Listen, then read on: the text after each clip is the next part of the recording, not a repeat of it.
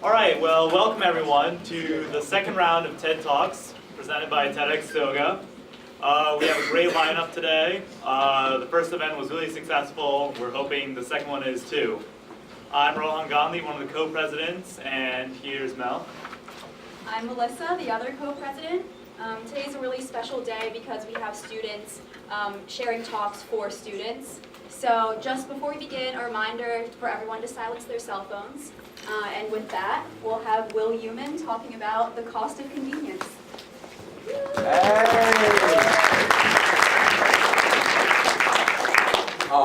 Thanks everyone. Can everyone hear me? Yeah. All right. Before I start, I just want to thank Melissa and Rohan for the time they put in. Helping us with, sorry, this is all, the time they put in helping us with everything for our presentations means a lot. And also, before I start, I just want to say that this presentation is sort of a comprehensive, overview of my topic. And I think this is very important to me, and it should be very important to all of you too. So after I'm done, I encourage you all to do more research, because this isn't all there is, and ask questions or express your doubts, and I'd be happy to answer them. So I'm going to begin. My name is Youman, for those of you who don't know me, and the title of my talk is Bottled Water, the Cost of Convenience. Every second of every day in America, we consume 1,500 bottles of water. That means 130 million bottles of water every day, and 50 billion every single year. Out of those 50 billion, only 10% are ever recycled. We've developed a sort of dependence on a product that 50 years ago would seem laughable. Water in a plastic bottle, why would you pay so much money for water? And you might say, it's a convenient product, I like to use it, why should I care? Why should I stop using bottled water? Well, because of all the people and things it affects. It affects you. It affects every other person in this world. It affects the condition of the world's waters, a natural resource that we depend on to survive, and one that we need to be functioning properly for a stable Earth. So, something I hear commonly when people express their doubts about their tap water or why they drink bottled water is, I just don't trust tap water. I just don't like the taste of tap water. To me, this opinion is flawed because I think it's based off a misconception that bottled water companies have fed all of us for years. They use words like safe, pure, consistently to describe their water, to implant in your head that tap water is something other than safe or pure. They call the locations from which they extract their water Arctic and remote, indicating that they're getting their water from some remote glacier in some foreign country. The reality is that bottled water is no better at all. In fact, 40% of bottled water, including popular brands like Aquafina and Dasani, are just municipal tap water that's bottled. And further into these code words, these are examples of companies, a list that I've compiled of companies that use, words like Arctic, words like glacier, Everest, and these are the locations from which they come. There aren't any glaciers in any of these locations. Philadelphia, Oklahoma, New Jersey, California. This Alaska premium glacier, that's just tap water, straight up. So the point I'm trying to make here is it isn't safer. It's not a better alternative to your tap water. Because not only is a lot of it just tap water, but what you get from a water bottle is a combination of cancerous plastic compounds, and a lack of regulation.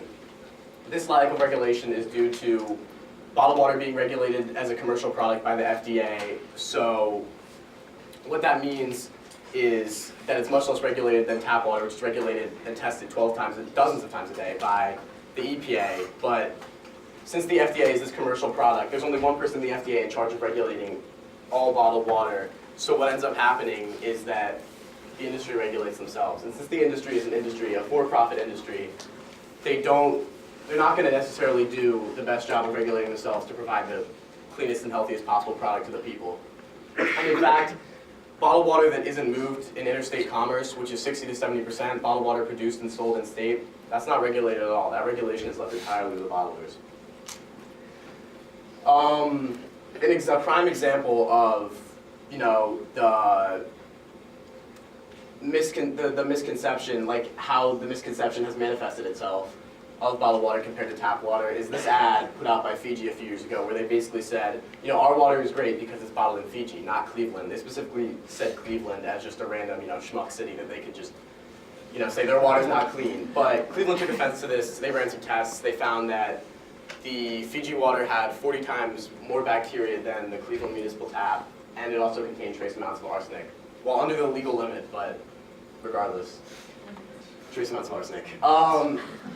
So I just told you why you shouldn't consider bottled water a better product than tap water, right? But I'm going to tell you why you should stop drinking bottled water altogether. And how I'm going to do that is I'm going to go to what from my research, what I've seen is that there's a life cycle of bottled water, and that's the extraction of the resource, the production of the bottle in which they package the resource, transportation of the bottle from the production to, you know, point B, the vendor, consumption when the consumer buys the resource, and waste, where the resource ends up. So I'd like to start with extraction, and to do that, I'd like to take you into the small town of Freiburg, Maine. Freiburg, Maine is where Poland Springs, a branch company of Nestle, the world's largest profiteer of bottled water, bottles their water. And essentially what they did is one day they come into Freiburg, Maine without warning, without letting anyone know. They start pumping out millions of gallons of water for free, selling it for $6 to $11 a gallon, right? So they're taking this water that public and private entities have paid a lot of money to clean, and they're selling it. It's like if you spend time growing a tomato in your garden in your backyard, someone comes along and picks it and says, here's a tomato, want to buy it, $3? No, you're not going to buy that tomato. But in a lot of cases, they're forced to buy that tomato, and that situation is perpetuated by consumerism of bottled water, because it's a product that people want. And these people in Freiburg are outraged that someone's coming in and taking their water. But small towns like Freiburg that are getting their water stolen from them all over the country, that's not even the most troubling aspect. The most troubling aspect is the amount of drought-ridden places that see their water being taken from them by these big bottlers despite extreme drought. You can see here areas exceptional drought. Up here there's a cluster of bottlers in California in areas where there's exceptional drought. In times where there are limits and regulations on what normal citizens can do and how much tap water they can use, bottlers continue to pump. So the next thing I'd like to talk about is the production process, the production of the plastic. Bottled water originally began as sort of a social status symbol with Perrier water imported from France in those beautiful glass bottles. But once they found a way to, use this lightweight PET plastic to transport bottled waters, it became an everyday product. So PET stands for polyethylene terephthalate, and the primary ingredient in polyethylene terephthalate is paraxylene. Paraxylene is made from refined crude oil. It's a member of the benzene family, and benzene is considered cancerous. So here I'd like to take you into another small town, Corpus Christi, Texas. Corpus Christi, Texas is the home of Flint Hills oil refinery. Flint Hills is the largest oil refinery in the nation, and they produce paraxylene. So one thing that's overlooked is, in addition to the contributions to climate change, the air pollution that these oil refineries and the production of this plastic are causing, there's the effects on the people and the effects on communities. They're releasing a lot of pollution into the air, and the surrounding communities are essentially living on top of an oil wasteland. And as a result of that, their cancer rates in Corpus Christi are 20% higher than the surrounding area, and birth defects are up to 84% higher. There are a lot of people sick in these towns because of the refinery, and they can't get away. They can't sell their house because they live next to an oil refinery. No one wants to live next to an oil refinery. So this is what it takes. This is what it takes for this 1 liter bottle of water to be created. A quarter liter of oil, 3 more liters of water. So it's a waste. It's a use of oil and it's a use of water that doesn't have to be used in order to create this product. The next step is transportation. How are we getting this water from the factories in which we bottle it to the vendors? That's overlooked because you think about the cost in the production, the cost in the waste, but you don't think about how not just water but anything, food gets from point A to point B, and the emissions that are given off in that process. Because if you import water from Fiji, it's a lot of jet fuel, and jet fuel is really harmful. And all the other water is coming from California or from Maine on 18-wheelers. So then we get into consumption. We get into the purchasing of the bottled water. So here's a sandwich from Subway. Would you pay $10,000 for this sandwich? Anyone? No. No, you wouldn't. Of course you wouldn't. Because you wouldn't be a smart consumer if you did. You shouldn't pay 2,000 times the value of something. But that's what people do every day buying water from all of these bottles. They pay up to 2,000 times what this water is valued. They essentially throw away their money. This is just a comparison between bottled water and tap water. If you drink the recommended amount of water every day, annually, if you do it using bottled water, you'll be spending $1,400 compared to 49 cents with tap water. These are pictures of waste that's created by bottled water. And waste is the part that people know about. They know that bottled water is creating all the waste. It's terrible. They know there's a lot of bottles in our landfills. There's a lot of bottles in our ocean. But what's really alarming to me about this specific part is how much plastic waste there really is. By 2050, it's projected that the trash in the ocean will outweigh the fish in the ocean.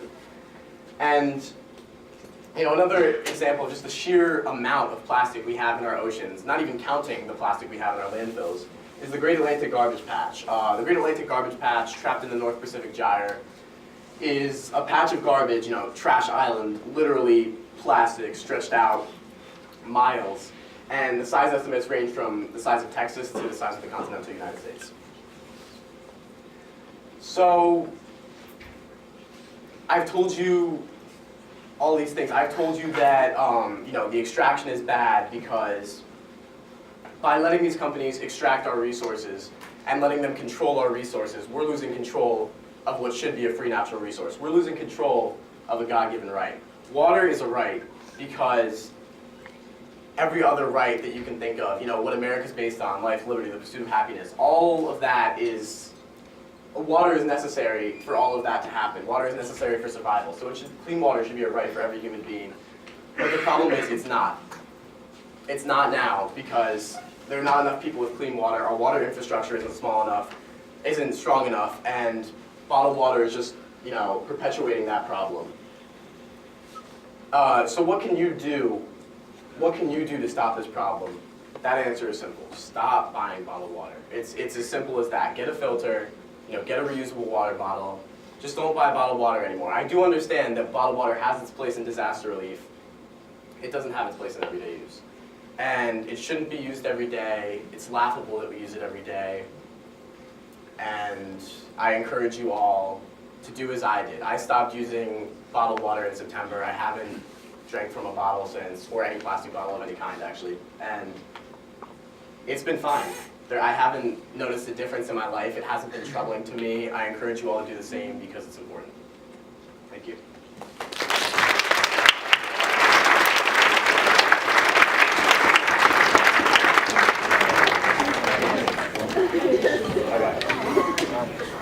Do you guys have any questions or doubts you would like to express? Anything?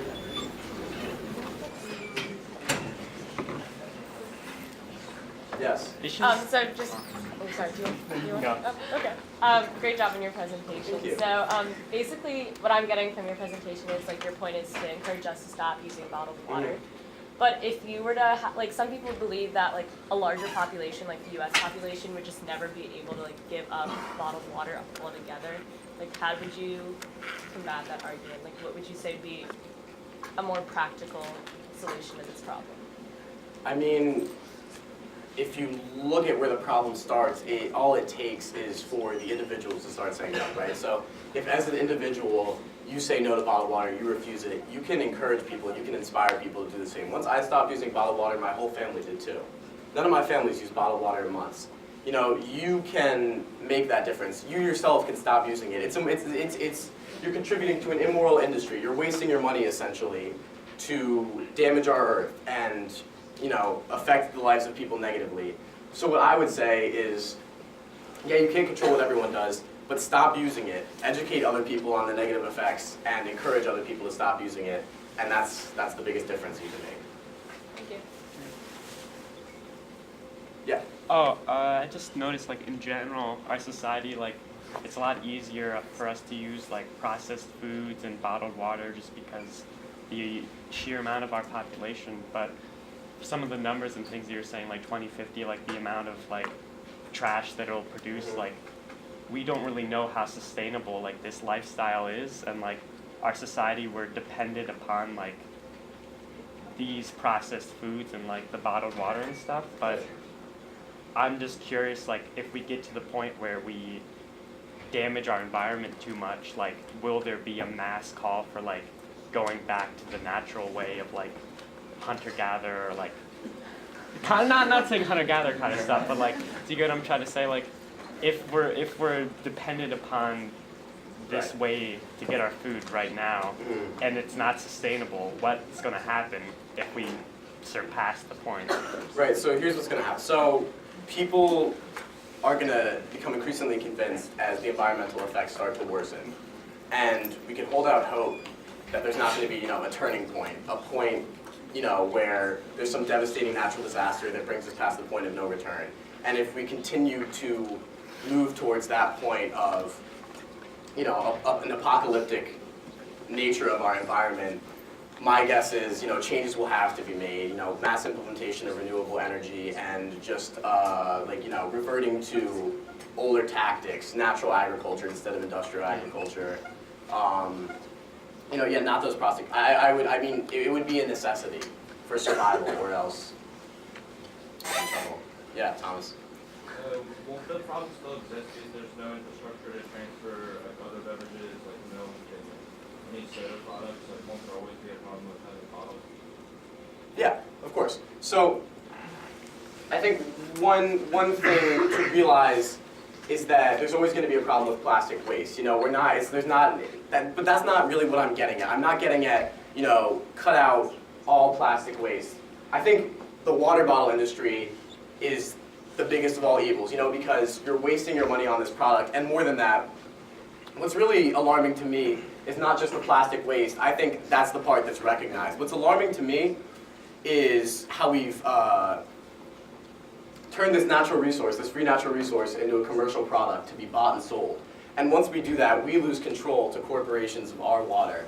And my main fear is that we're losing control of what should be a natural right to everybody. So I think you should start getting your water from your tap if your tap water is good enough, and it is around here. I think water is where you start because the most important thing is to secure clean water and to, you know, improve our water infrastructure and to make sure we don't lose control of our water rights and, you know, prevent the corporate privatization of water. We do have incidents in our country like Flint, Michigan, where we do have where we do have reason to lose trust in tap water. So how can you get rid of the negative stigma around tap water? Well, I think, here's the thing about Flint, Michigan. So what happened there was a gross neglect and disregard of the citizens. There was clear evidence showing that, you know, the tap water was bad. Everyone in that town knew it was bad, but the officials didn't do anything about it. And I agree that that's disturbing and that's alarming that our regulatory industries or our government could be so neglectful. However, bottled water is regulated even less.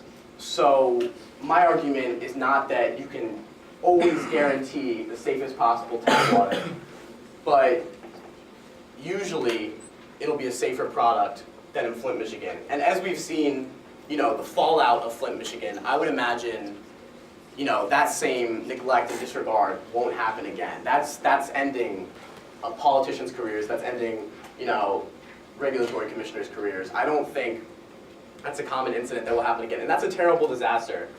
But the rarity of that is also important to recognize. That's not something that happens on a regular basis. That was a tragedy. Awesome. Thank you, Will.